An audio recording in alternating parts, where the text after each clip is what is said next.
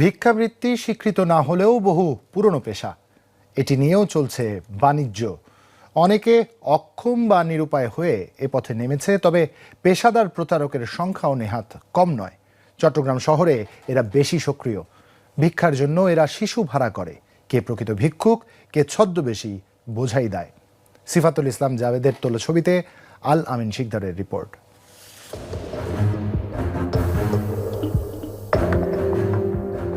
কোলে 5 মাসের এক শিশু নিয়ে ভিক্ষা করছে আরেক শিশু।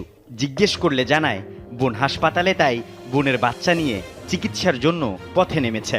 হাসপাতালে বোনের খোঁজ নিতে যেতে চাই আমরা। মিথ্যা ধরা পড়ার পর তাকে বাঁচাতে এগিয়ে আসে আরেকজন। অতঃপর স্বীকারোক্তি, বাচ্চাটি কারো বোনের নয়, একবেলা 400 টাকার বিনিময়ে ভাড়া করে এনেছে। বোন মেডিকেলে, ও কয় নম্বর রুমে জানি না, কিন্তু কি আমার সাথে যারা আছে ওরাও